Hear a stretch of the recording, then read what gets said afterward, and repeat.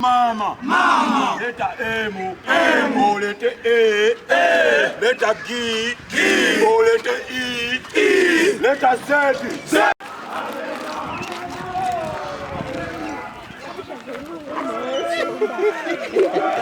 Liberty together will always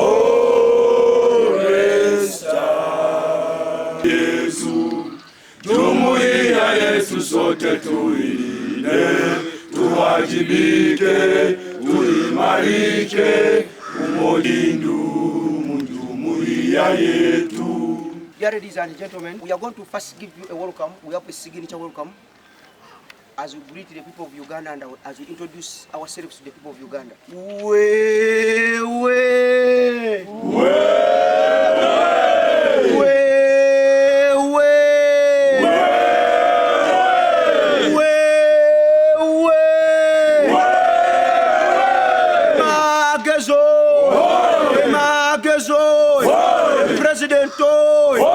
Interectoi, solidaritoi, winning goy, losing is intimidation is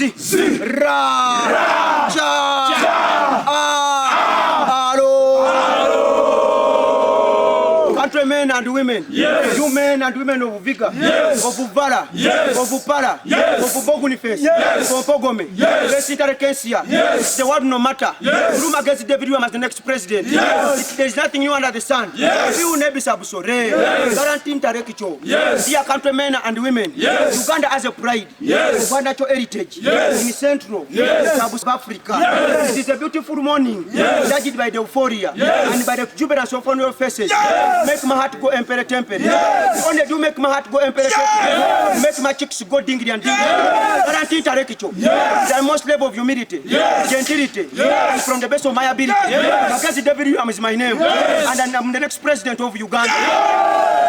Countrymen and women. Yes. Countrymen and women. Yes. It is not just our right Yes. to reform, Yes. transform. Yes. The norms preparing our country reform. Yes. But the roles of uniform. Yes. Through the love we have for this country. Yes. And that is patriotism, president. Yes. Countrymen and women. Yes. Countrymen and women. Yes. With divine cheering. Yes. With divine cheering. Yes. And through some modality of gerrymandering. Yes. We shall. Yes. We shall. Yes. We shall. Yes. The cruel. Adamancy. Reluctance. Nepotism. Sectarianism. Out of this very country. Yes. And united the most of this country. Yes. Guarantee intellectuals. Yes. Countrymen and women. Yes. Last but not least. Yes. But most importantly. Yes. The drastic and colonial Yes. orchestrated by this kleptocratic government. Yes. Orchestrated this raise up. Yes. And make your voice heard. Yes. Room against David William. Yes. The next president of Uganda. Yes.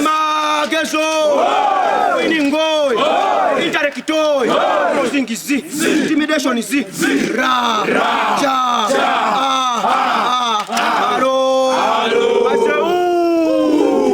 in the atmosphere. Yes. There must be magazine in the atmosphere. I said, ooh, it's God in it.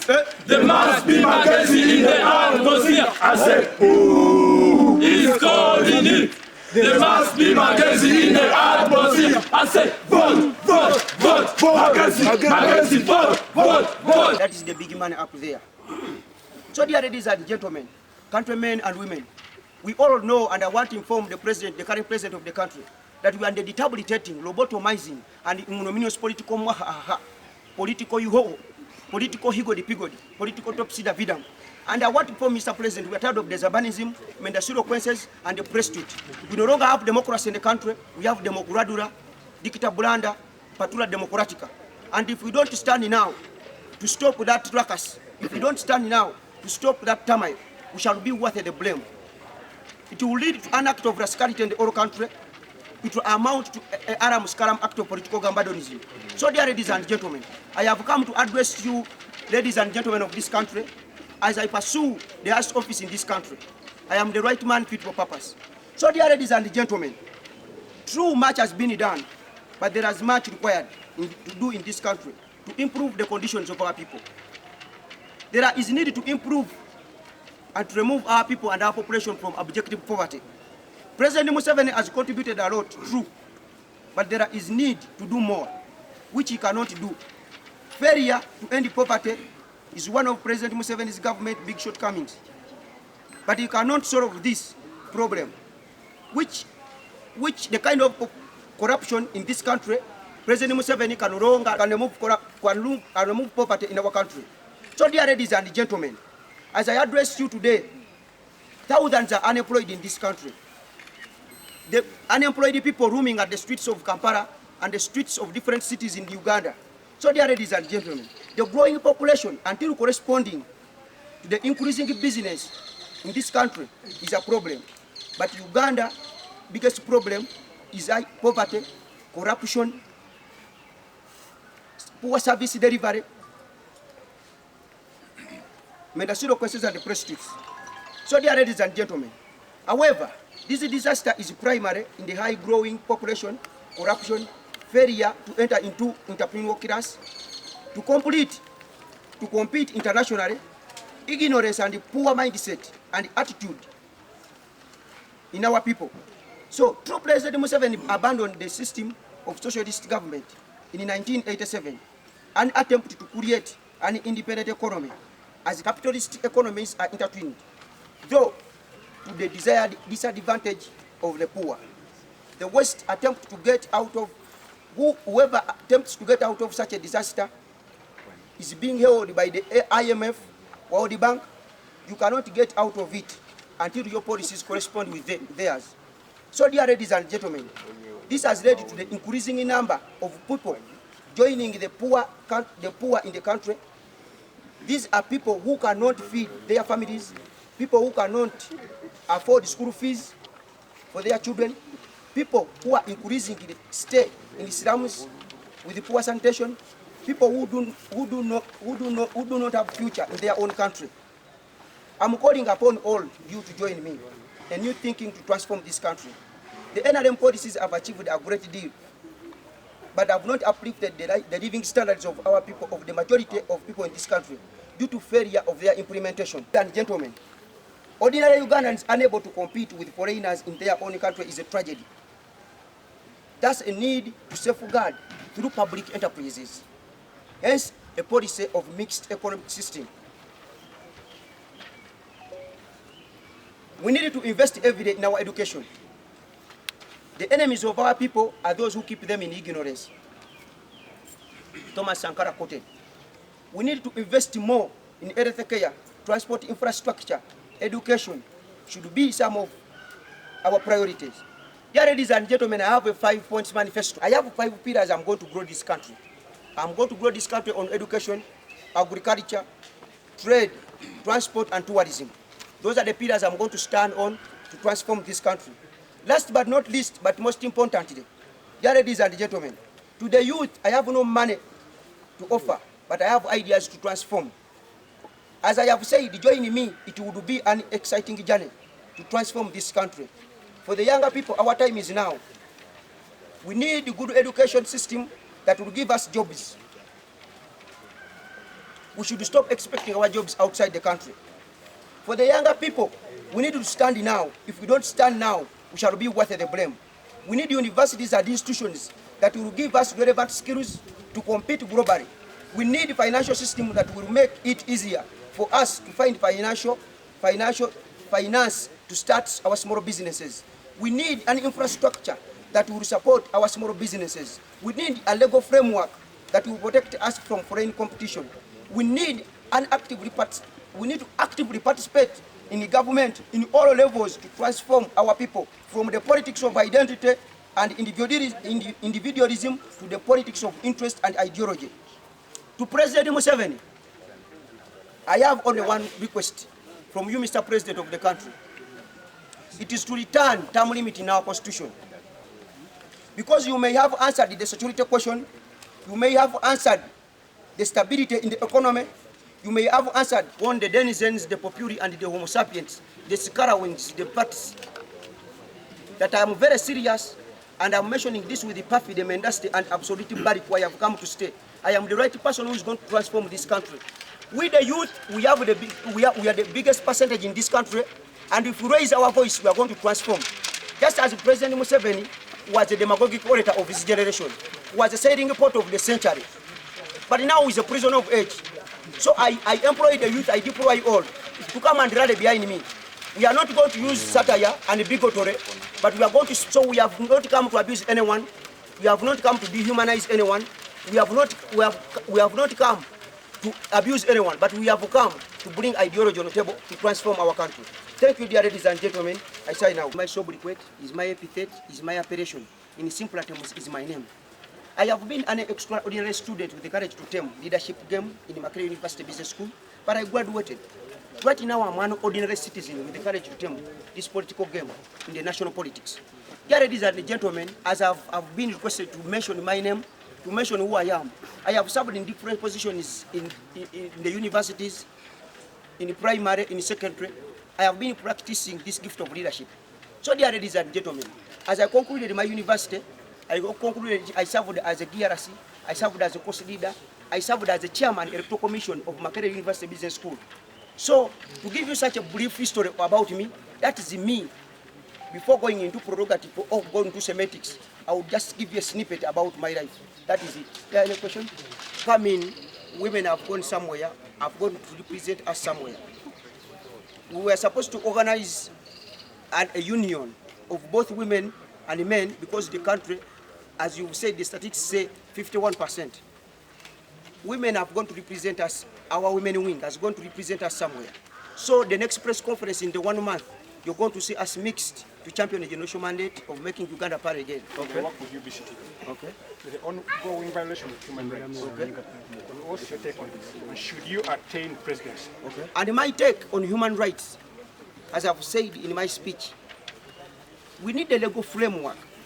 Our problem is leadership and governance, whereby our people don't mind about the lives of the poor.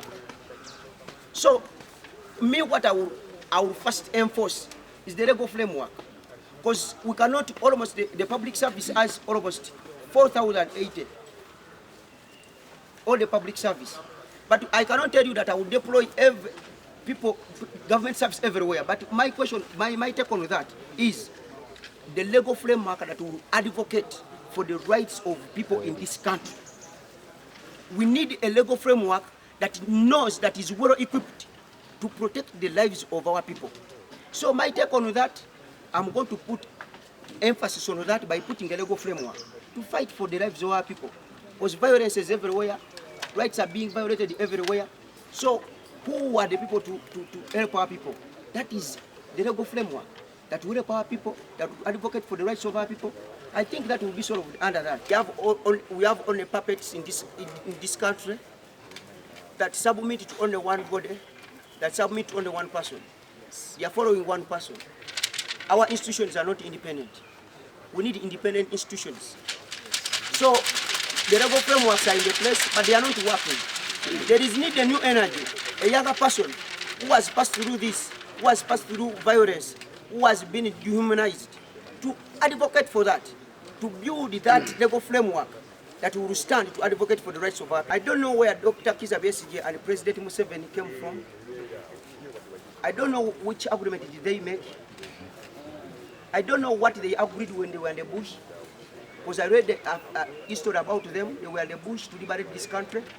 So I see a personal vendetta between President Museveni and Dr. Kizza Besigye. It is not. These are not issues of law. These are issues between President Museveni and Dr. Kizza Besigye. And with that, I can't intervene. We need a reconciliation in this country. We need to forgive each other. We all go wrong, but we have to come together and we have to take this country forward. Thank you so much. Maybe ndi muvubuka mutone akamala university, nkulembedde mu biti bingi mu university eye Makerere, naliko akulembera abayizi mu kirasi, nembeerako akulembera faculty, nembeerako akulembera ebyokulonda mu Makerere University Business School. So nina expertise, nina obuvumu bungi mu bintu by'okukulembera. Nzizo okujja wano okubabuulira ku bigendererwa byange. Nzizo okubabuulirako nti President Museveni alina byakoze tetugenda kigaana. Era tetusobola kyegaana. N'ebingi ebyetaagisibwa okukola. bingi ebitannabakola nga ku myaka gy'aliko takyasobola bikola ne wagamba nti asekiwalinga future yaffe takyasobola gisekiwalinga kuba emyaka gimugenzeeko kati weetaaga okubawo omulenzi omuto ayina endowooza ey'enjawulo atalowooza ku politics ow'okweyagaliza naye alowooza ku politics ow'okwagaliza abalala bonna kati yenze nziza abannayuganda munzikiririzemu ndi mulenzi muto ndi mulenzi w'amaanyi obuvumu mu byobufuzi mbirina ebintu byenjagala okuteekako essira bibino obwavu mu ggwanga lyaffe bungi nnyo obutasoma obutamanya endwadde nnyingi nnyo mu ggwanga lyaffe bye bintu ebindeese kuba omulembe guno Mzee Museveni ebyali bibatopolinga ebyali bibasumbwa omulembe gwabwe yagezaako birwana naye nange nzize okulwana ebintu ebitusumbwa mu mulembe gwaffe challenges ezitulina ebintu ebitukosa bwe bwavu bwe butamanya zendwadde bwe bubbi obwa ssente z'omuwi w'omusolo byenzize okulwana kuba ndaba ebyo bituzizza Uganda yaffe emabega nze ne mbagamba nti President Museveni yagezaako okuleeta bonna bagaggawale gye bayita socialist okubeera socialism naye abantu abafuga ensi eno erina ensi ez'amaanyi ezitifuga nga bo baagala abeere capitalist wabeerewo abagagga nnyo nga bakoze bizinesi zaabwe nga bo banyigiriza abaavu bakolera abalala balina nga bagaggawala naye nenkola neyeesanga nga takyasobola gikozeseyo bonna bagaggawale lwa nsonga nti bali abasajja abamanyi ensi ez'amaanyi zaagala zo zikozese capitalism oba okubeeramu nga abaavu babonabona bakolerera abagagga nekibeera nga yakazibwa ennyo naffe tuze tugambe nti President Museveni webale kukola kyokoze ffe tetuze kukuvuma tetuze kuvuma famire yo tuze okukwebaza kyokozeeko naye tugamba nti webale komaawo naffe abavubuka b'eggwanga lino tutwale eggwanga lyaffe mu maaso ebintu bye njagala okwogerako nti twetaaga kye bayita free market economy free market economy bwe bantu okubeera nga they trade freely nga abantu bakola bizinesi ku mutindo ogwa waggulu twetaaga okubeera nga tukompiitinga abantu baffe basoma naye tebalina mirimu abantu baffe basoma naye tebasobola kukompiitinga n'abantu bansi ndala kuba wano tulinawo international schools tuva amasomero ag'abaavu n'abaana tugenda otuuka mu zipaliamenti mu bitongole eby'amaanyi ng'abantu bekonekitinze tulina okweyagaliza okwa tribe ng'oli aemployinga abantu be bokka ng'oli ayagaliza abantu be bokka kati ffe tuze tugambe Mwami Museveni nti bewalwanako wabirwanako n'ontuuse eggwanga lino bwerituuse naffe tulina ebitusumbubwa mu guno omulembe ffe betulaba byotasobola kukola ki kulwana tuze tubyekwatiremu nengamba abantu nze nzize nkulembere abantu bange nga njagala to lead by Primus Inter Paris njagala nkulembere naye nga ffena twenkana mbalage kyensobola okukola kuba nze ndoota nina ekirooto ekyeggwanga lino kulyongerayo Mwami Museveni wonna woolikomezza tugamba bambi likomye wano tukyasobola odyeyongererayo eggwanga lyaffe emiraba gye nnyimiriddeko gye ngenda okukuza eggwanga lino ngenda dikuza ku byensoma kuba abantu bwe batebasoma mu ggwanga lyo terisobola kulaakulana eggwanga lino ngenda likuza ku byobulimi abantu baffe tulina ettaka tulina seasons nnyingi nnyo enkuba etonnya naye abantu beetaaga kusomesa okulima okuvaamu ssente okubaleeta mu mani economy kubeera kutya okubaleeta nga basobola okufunawo akasente ne bafuna n'emmere ey'okulya kuba kutya byenjagala okusomesa abantu baffe njagala tutandika okukola bizinesi bawulu b'amawanga nga polisi ziffe balinga n'abantu baffe abaawano ng'abantu baffe bafunamu nga n'abeeberi bafunamu ekirala enguudo zaffe transport tuli bubi nnyo bannange twetaaga okwogera muzeeyi nze musaasira kyobola banvuddeyo sigenda kumuvuma naye musaasira nti lino eggwanga nga ye bwe yali mu myaka gyaffe yalwana n'abaako byakusa ekirala ebyobulambuzi Rwanda tuli wano okumpi tena bya bulambuzi biri awo Uganda ye part of Africa lyekula lya Africa tulina ebintu bingi nnyo bye tusobola okujja mu ssente naye n'olaba Rwanda nga bagamba yesinga okubeera n'abalambuzi wano ekitasoboka tulina ebiyiriro tulina ssente nnyingi nnyo zetusobola okujja mu ebyo ebyobulambuzi ne tuteeka mu bantu baffe ne bagaggawala naye abantu ba gavumenti beeyagaliza nnyo obubbi bungi buli kye bakwata babba bagamba twalwana agenda kukomawa kati ffe tuvuddeyo n'omulembe omupya tuvuddeyo n'emyaka emipya ayamwe bono nazaalibwa mu 1998 nina emyaka 27 ndi mwana muto emyaka 4 kwasatu okuva kati nze ndowooza lino eggwanga ngenda kulikyusa nditeeke ku ntikko bakama bange obuli bw'enguzi butuzizza nnyo emabega baba triliyoni 10 buli mwaka egyo emyezi 12 ffe tuvudde masomero tetulina nawakola lwansonga abantu babba ssente tulinamu kye tuyita bagositi waaka abakozi nga tebaliwo bataddeyo buteesi ne babba eggwanga lino ne bali tuso okubeera nga n'abantu amalwaliro tegaliimu ddagala tetulina balwadde tubateeka lwa bubbi.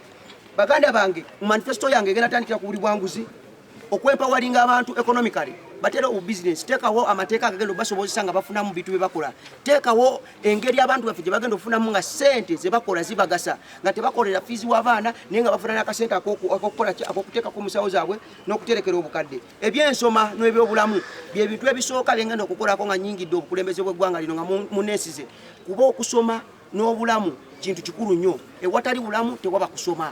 So ebyokusoma byengenda okusookerako nabyo mbikoleko. Obukumi bw'eggwanga lino njagala okwebaza wa Museveni kyakozeeko twagala okumwebaza kimala sebo taata.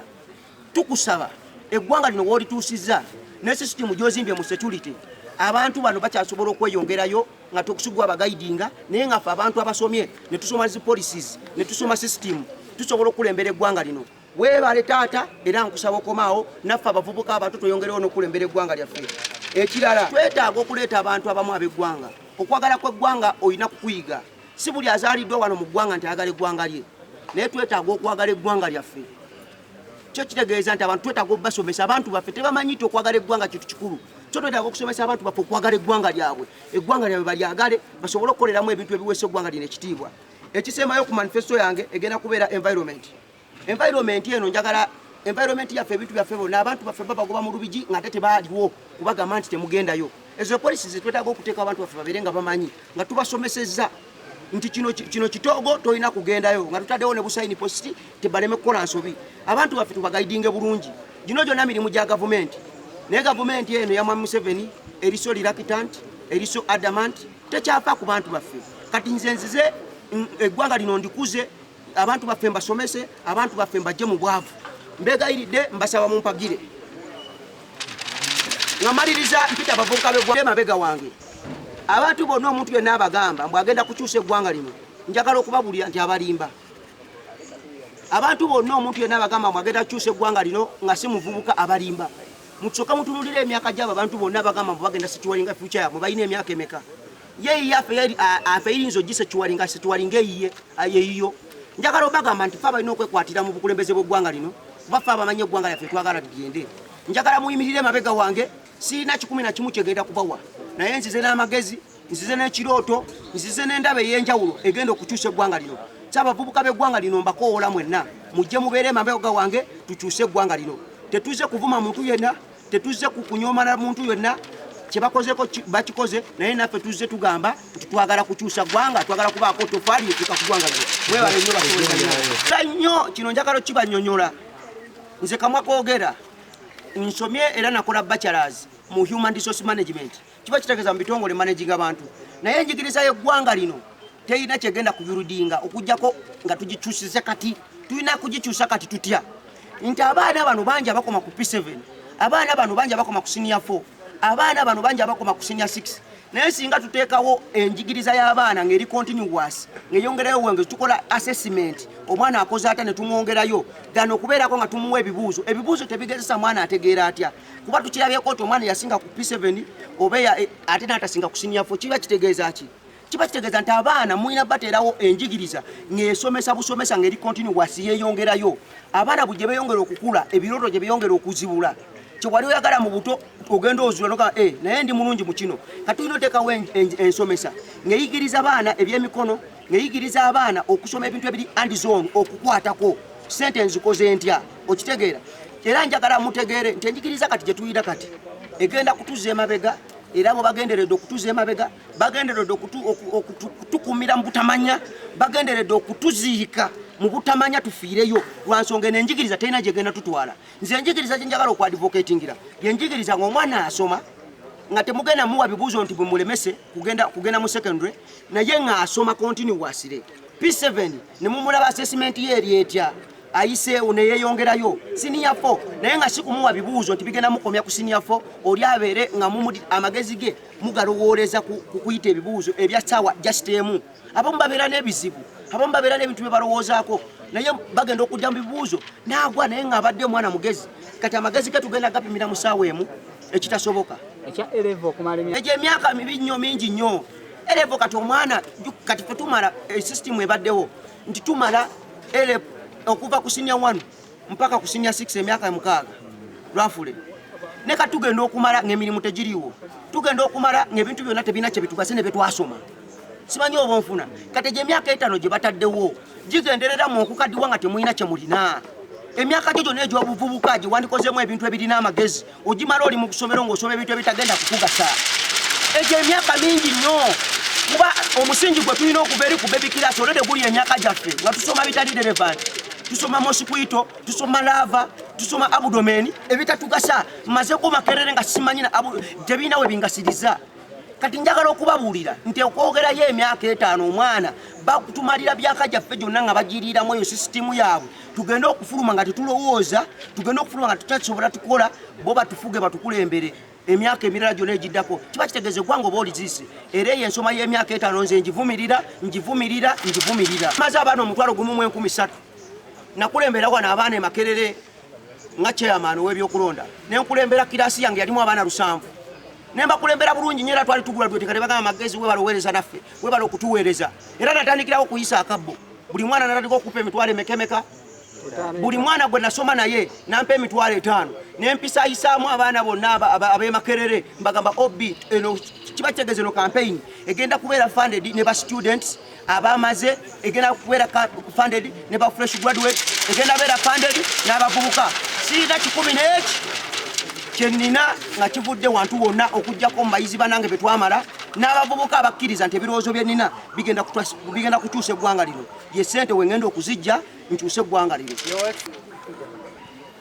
nti constitution yeetulabika bulungi nnyo era neetulaga judiciary weyina okukoma neetulaga legislature weyina okukoma neetulaga executive weyina okukoma naye obuzibu bwe tusanga nti omuntu atukulembedde gino emyaka gyonna system zinazimanipulatinga kakiba kitegeeza ki ife we tutajje kuteekawo na kwamendika constitution eno efitinga omulembe gwaffe tugenda kuba nga twenenya ffeka yensonga lwaki nvuddeyo mukama wange nzije nensimbe okukulembeze bw'eggwanga nti nkimanyi bingi nnyo byengenda okukyusa bingi nnyo byengenda okuadvocatingira okukyusa constitution kyekintu ekigenda okusookera ddala twetaaga reforms twetaaga okukyusa constitution kuba yeegayidinga eggwanga lino ejjalo lirina okutambula naye obuzibu bwe tulina nti constitution yaffe ewa omukulembeze amaanyi naawe kenyini emba nga nze nkuwa omulimu ogenda kubeera ng'oli answerable ku nze ffenna tubeera compromised the pressure to compromise will always be there naye the values and the principles you build will determine what you do in the office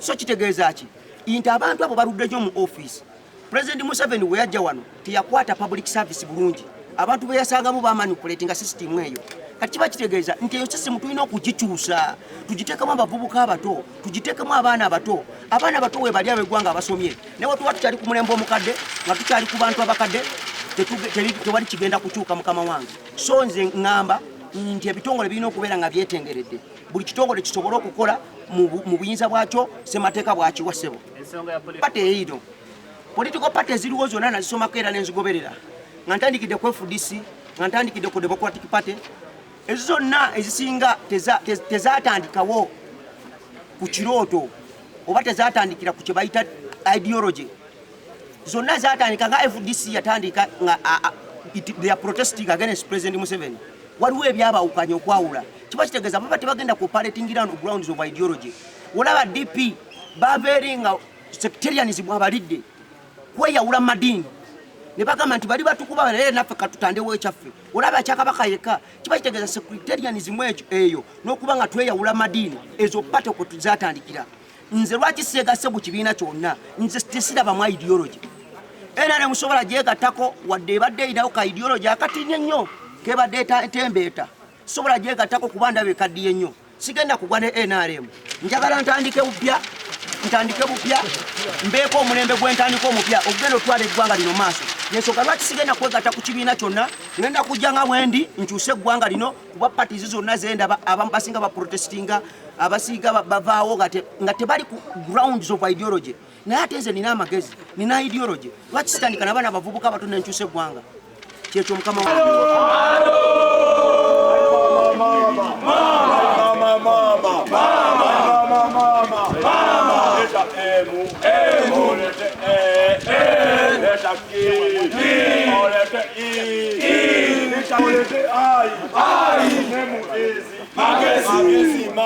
Magezi, President. Magezi, vote. You say vote.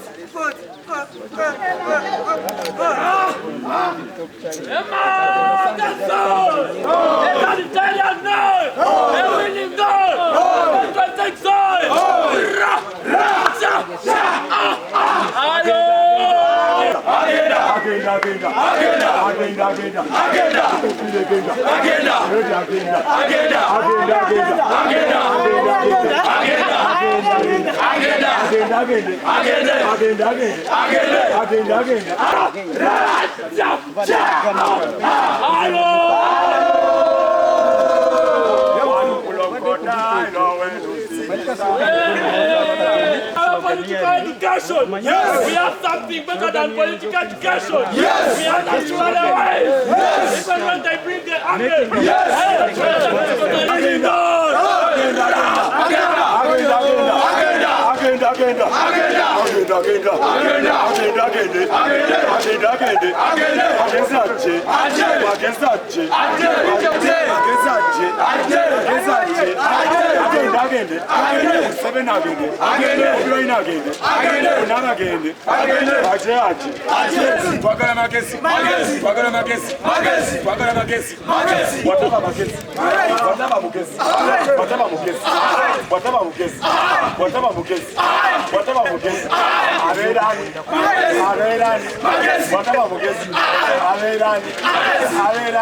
President Magezi, countrymen and women, I want to tell you this. Magezi David William is coming for president of Uganda. Aja! Magezi Aja!